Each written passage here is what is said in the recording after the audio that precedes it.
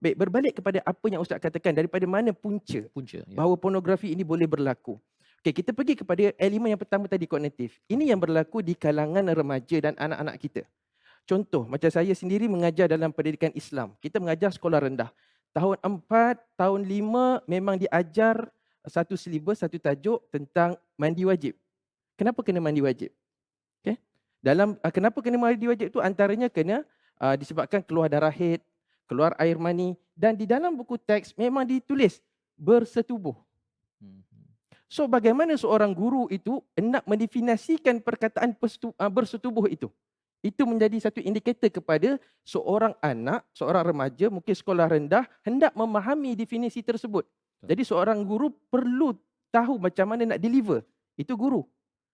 Saya buat satu senario lah di dalam Mhm. satu keluarga, kan. Terjadi juga dalam orang kata dalam ruang lingkup keluarga saya, adik bongsu jumpa satu buku. Dia jumpa perkataan jimat. Biasa kita dengar perkataan jamak, kan. Jadi kita jumpa perkataan jimat. Jadi dia tanya kepada ayah. Ni orang kata, bukan kata pendidikan zaman dulu tidak mencakupi, tetapi Mhm. mungkin zaman itu tidak dipelopori, tak dipopularkan tentang Tidak. pendidikan seksualiti ini.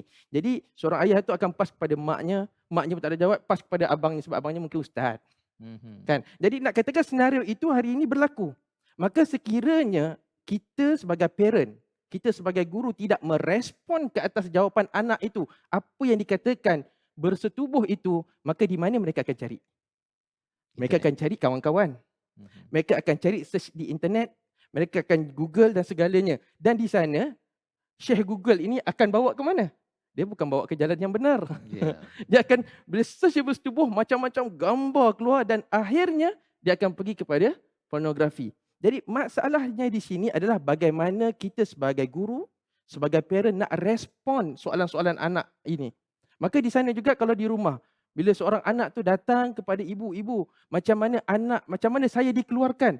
Bagaimana seorang ibu itu nak menjawab? Ada mak jawab kata, nanti kau dah besar kau tahulah." Kan ada anak dia buat satu persepsi, "Oh, keluar pada pusat." Oh, ada anak kata keluar daripada lubang dubur kata kan. Jawapan-jawapan yang tidak menjurus kepada yang tepat. Yang tepat. Jadi anak ini akan terus mencari daripada Google search Mhm. contohnya, daripada browser-browser. Dan lagi teruk, bagaimana pornografi ini boleh menyerap ke dalam masyarakat. Minta maaf saya kata, saya dengan sahabat saya Akhi Farus, saya rasa semua kenal. Kami pun selalu sokong cakap perkara ini di dalam kursus-kursus praperkahwinan kita. Mhm. Kan, adalah segelintirnya kata, "Alah, kucing bawah kereta pun tahu apa nak buat, takkan korang tak tahu."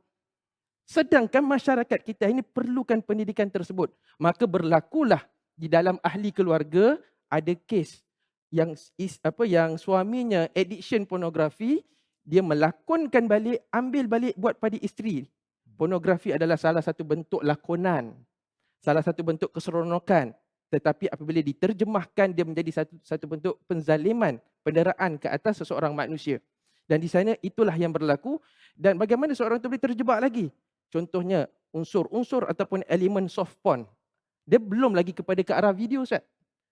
Tak pergi ke arah video tadi, tapi soft porn, mana unsur-unsur yang ada. Contoh, hari ini macam 2 3 hari ini ada beberapa datang gambar-gambar billboard. Dia kata orang lelaki tak pakai sabun ni. Dia nak jual barang kosmetik dia. Dia kata orang lelaki tak guna sabun ni. Kenapa dia nak bandingkan antara sabun dengan orang lelaki? Maknanya mereka yang buat marketing ni tahu bahawa sabun dan lelaki ini menjurus kepada masturbation.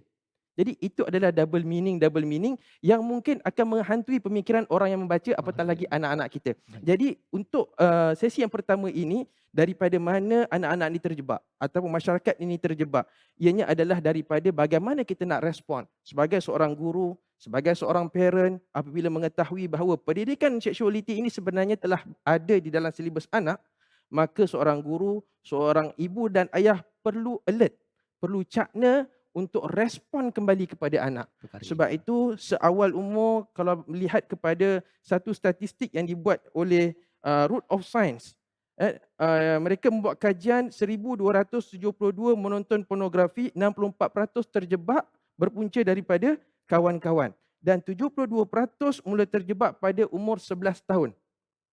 Dan di sana juga 13% daripada kajian ini mengatakan menonton 4 hingga 5 kali dalam seminggu. Ini satu perkara yang amat serius Amat serius. dan penutup untuk sesi kali ini, untuk saya ni apa yang saya boleh simpulkan adalah bagaimana kita hendak melengkapkan kognitif dalam elemen pendidikan seksualiti itu menjadi satu keperluan dan kepentingan untuk ibu dan ayah dan para guru.